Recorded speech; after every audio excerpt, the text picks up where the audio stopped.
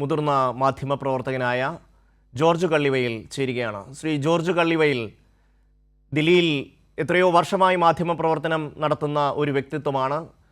92-ൽ ബാബറി മസ്ജിദ് തകർത്തത് മുതൽ ഇങ്ങോട്ട് BJP അധികാരത്തിലേക്ക് എത്തുന്നതുവരെയുള്ള ആ ഒരു യാത്രയിൽ ഭഗവാൻ ശ്രീരാമനെ എത്രമാത്രം അവർ ഉദ്ധരിച്ചിരിക്കുന്നു, എത്രമാത്രം ഇന്ത്യൻ ജനതയുടെ ആ ഭക്തിയെ അവർ രാഷ്ട്രീയവൽക്കരിച്ചു.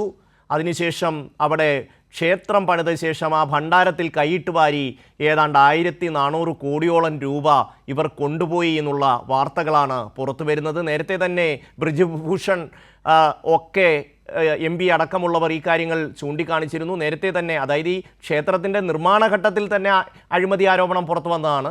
അതിനുശേഷം ക്ഷേത്രത്തിൻ്റെ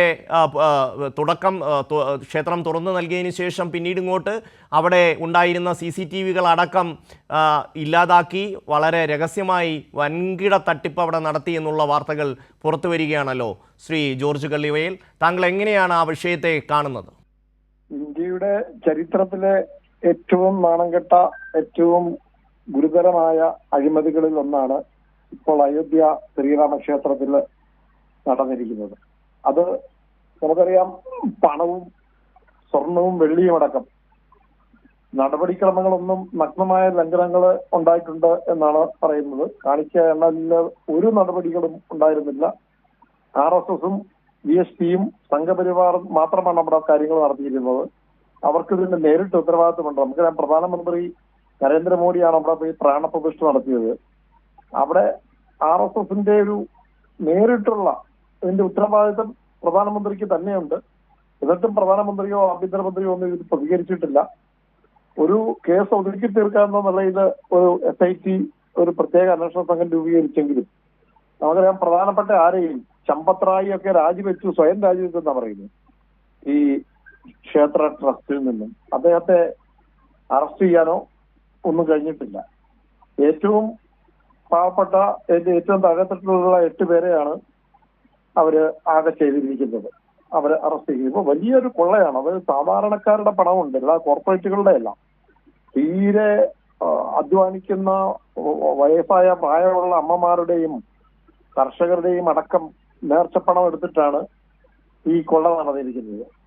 നമുക്കറിയാം, കേരളത്തില് ശബരിമലയില് സ്വർണം നഷ്ടപ്പെട്ടപ്പോ, ഏതാനും ഗ്രാം നഷ്ടപ്പെട്ടപ്പോ വലിയ വിവാദമുണ്ടാക്കി, ബഹളമുണ്ടാക്കിയ ഇവിടുത്തെ BJP RSS ഒന്നും ഈ കാര്യത്തിൽ അവര് സമയമെടുക്കും, ഇത് ചെയ്യും.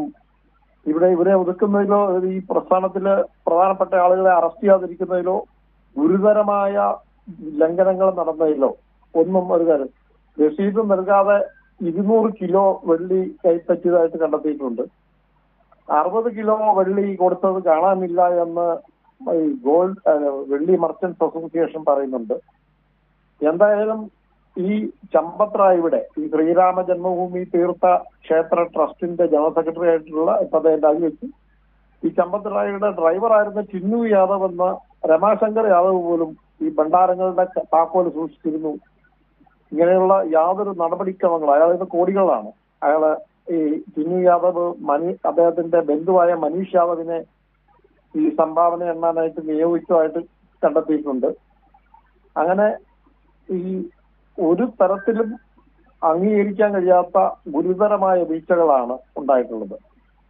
അതായത് ഒരു ഒരു ദേഹപരിശോധന പോലും വേണ്ടത്ര നടത്താതെ ഈ എണ്ണൽ പ്രക്രിയയുടെ ഈ 150 ദിവസത്തെ CCTV ദൃശ്യം സൂക്ഷിക്കണമെന്നാണ് നിബന്ധനയുള്ളത്. പക്ഷെ 45 ദിവസം കഴിയുമ്പോൾ ഇത് ഓട്ടോമാറ്റിക്കായിട്ട് നശിച്ചു വരികയാണ്. ചുരുക്കത്തിൽ ആ നിലയിൽ ഇത് ഗുരുതരമായ വീഴ്ച, അതീവ ഗുരുതരമായ വീഴ്ചകളാണ് മൊത്തമുള്ളത്.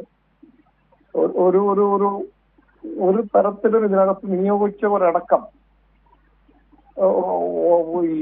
ഇതിനു വേണ്ടി പണം എണ്ണാനായി നിയോഗിച്ചവരടക്കം ഈ അറസ്റ്റ് ചെയ്തവരുടെ വീട്ടിൽ നിന്ന് മാത്രം 80 ലക്ഷത്തോളം 79 ലക്ഷം രൂപയായിട്ട് കിട്ടിയത്. കറൻസി നോട്ടുകളായിട്ട് ഈ അന്വേഷണ സംഘത്തിന് കിട്ടിയത്. 200 വെള്ളിക്കെട്ടുകളുടെ വിവരങ്ങൾ സംബന്ധിച്ച് ഈ സേവാ സംഘം, അതായത് മുംബൈ ആസ്ഥാനമുള്ള വിശ്വസിദ്ധി സേവാ സംഘമാണ് ഇങ്ങനെ അവർ കൊടുത്ത ഈ പണം സംഭാവന പോലും ഇല്ലാതെയാണ് കൊടുത്തത്, അതിന് രസീത് പോലും നൽകിയിരുന്നില്ല എന്ന് പറയുന്നത്. 2021 ജനുവരി 26-നാണ് ഇവർ കൊടുത്തത്. അതുപോലെ ഇന്ത്യ ഒട്ടുക്ക് വലിയ തോതിൽ കോടികളുടെ പിരിവ് വിദേശത്തും നടത്തിയിരുന്നു. നമുക്കറിയാം അന്ന് ഈ RSSഉം ഈ വിശ്വ ഹിന്ദു പരിഷത്തും BJPയും ശിവസേനയും അടക്കം ഇങ്ങനെ സംഭാവനകൾ കൊടുത്തിരുന്നു. ശിവസേന നൽകിയ 1 കോടിയുടെ സംഭാവനയ്ക്ക് രസീത് ലഭിച്ചിട്ടില്ലെന്ന് പാർട്ടി നേതൃത്വം കഴിഞ്ഞ ദിവസം പറഞ്ഞിരുന്നു. അപ്പോൾ രസീത് പോലും ഇല്ലാതെയാണ് നമുക്കറിയാം ഈ രാമക്ഷേത്ര നിർമ്മാണവുമായി ബന്ധപ്പെട്ട സമയത്തും തുടങ്ങിയ അഴിമതികളുടെ ഒരു പരമ്പരയാണ് അവിടെ നടന്നത്. അവിടെ ഇതിലൊക്കെ കഴിഞ്ഞിട്ടും ഒരു നടപടിയും ഉണ്ടാകുന്നില്ല. ഇത് പ്രധാനമന്ത്രിയുടെ ഏറ്റവും അടുത്ത വിശ്വസ്തനായിരുന്ന നിവേന്ദ്ര മിശ്ര എന്ന് പറയുന്ന അദ്ദേഹമാണ് ഇതിനകത്ത് ഉത്തരവാദിത്വത്തിലുള്ള പ്രധാന ആള്. ഈ നിവേന്ദ്ര മിശ്രയുടെ അറിവോടും കൂടി അല്ലാതെ ഒരു കാര്യം അവിടെ നടക്കത്തില്ല. RSSന്റെ പ്രചാരകനും ആയിരുന്ന ഈ ചമ്പത് റായ് ഈ നിവേന്ദ്ര മിശ്രയെ ഉൾപ്പെടുത്തിയാണ് ഈ ട്രസ്റ്റ് രൂപീകരിച്ചത് തന്നെ. അപ്പൊ ഒരു തരത്തിലും എന്തുകൊണ്ടാണ് ഈ മോഷണം റിപ്പോർട്ട് ചെയ്യാൻ തന്നെ വൈകിയത്? ഇതേക്കുറിച്ചൊക്കെ അന്വേഷിച്ച് അഴിമതികള് ഇത് ഓർത്ത് നടക്കുന്നു. ദൈവത്തിന്റെ പണം ആണ് ഇവർ. കാരണം ഇന്ത്യ പോലൊരു രാജ്യത്ത് മഹാഭൂരിപക്ഷം ഹൈന്ദവരുള്ള ഒരു രാജ്യത്ത് അവരുടെ ഏറ്റവും വലിയ ആരാധന ദൈവമായിട്ടുള്ള ശ്രീരാമന്റെ ക്ഷേത്രത്തിലാണ്. ഇതിന്റെ പേരിലാണ് BJP അധികാരത്തിലെത്തിയത്. ഈ ശ്രീരാമനെ പേരിൽ അധികാരം പിടിച്ചെടുത്തിട്ട് ശ്രീരാമന്റെ പേരിൽ തന്നെ കൊള്ള നടത്തിയിരിക്കുകയാണ്. എന്നിട്ട് അതിനെ സംരക്ഷിക്കുകയാണ്. ഇതുവരെ ഈ ചമ്പത് റായ് അടക്കമുള്ള ആരെയും അറസ്റ്റ് ചെയ്തിട്ടില്ല, പ്രധാനപ്പെട്ട ആരെയും അറസ്റ്റ് ചെയ്തിട്ടില്ല. ഇത് മാത്രമല്ല, ഇവരെയൊക്കെ സംരക്ഷിക്കുന്ന നടപടികളാണ്. ഇത്രയും ദിവസം കഴിഞ്ഞിട്ടും മുഖ്യമന്ത്രി അവിടെ BJP ആണ് അവിടെ ഭരിക്കുന്നത്. നമുക്കറിയാവുന്ന UPയില് യോഗി ആദിത്യനാഥും കേന്ദ്രത്തിലെ പ്രധാനമന്ത്രി നരേന്ദ്രമോദിയും ഭരിക്കുന്ന ഒരു സമയത്താണ് ഇതെല്ലാം നടക്കുന്നത്. എന്തോ ഭാഗ്യത്തിന് ഈ കൊള്ളയുമായി ബന്ധപ്പെട്ട് ന്യൂനപക്ഷ സമുദായങ്ങൾ ആരും ഇല്ലാതെ വന്നു. അല്ലെങ്കിൽ അതിന്റെ പുറത്ത് ആരോപണം ഉന്നയിക്കുന്നത്. ഇതെല്ലാം ഈ പറയുന്ന RSSന്റെ BSPയുടെയും ഒക്കെ പ്രവർത്തകർ തന്നെയാണ് ഈ കൊള്ളയുടെ ഉൾപ്പെട്ടിരിക്കുന്ന ആളുകൾ. അപ്പൊ ഇത് ഒരു തരത്തിലും ഇന്ത്യ കണ്ട ഏറ്റവും ഗുരുതരമായ ഒരു അഴിമതിയാണ് നടന്നിരിക്കുന്നത്. ഇതിനെതിരെ രാജ്യവ്യാപകമായി തന്നെ പ്രതിഷേധം ഉയർന്നില്ലെങ്കിൽ ഈ കേസിലെ പ്രധാനികള് രക്ഷപ്പെടാനാണ് സാധ്യത. ഈ പണം വീണ്ടെടുക്കാനും സാധ്യത കുറവാണ്.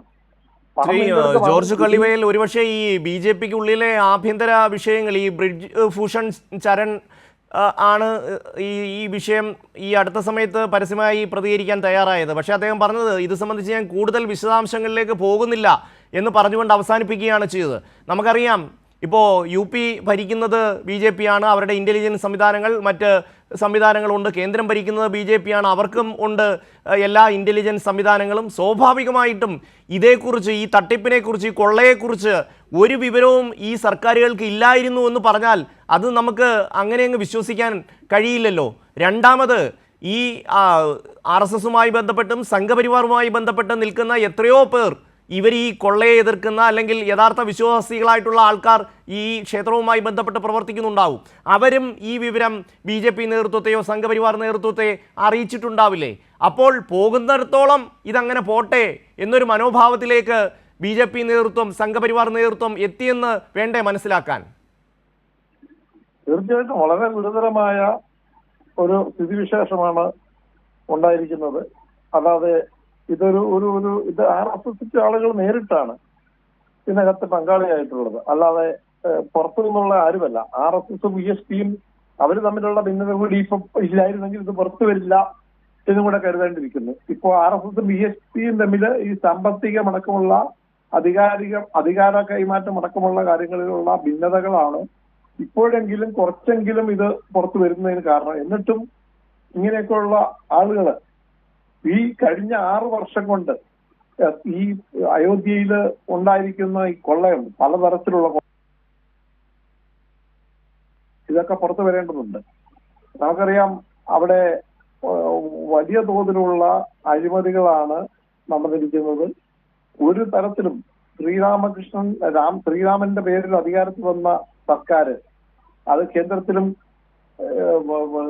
UPയിലും അടുത്ത വർഷം അവിടെ UPയിൽ നിയമസഭാ തെരഞ്ഞെടുപ്പ് നടക്കാൻ പോവുകയാണ്. തീർച്ചയായിട്ടും അവിടുത്തെ ജനങ്ങള് പ്രതിരോധിക്കുക തന്നെ ചെയ്യുമെന്ന് കാണാൻ കരുതാൻ. കാരണം കഴിഞ്ഞ ലോക്സഭാ തെരഞ്ഞെടുപ്പിൽ BJPക്ക് കനത്ത തിരിച്ചടി കൊടുത്തത് UP-യിലെ വോട്ടർമാരാണ്.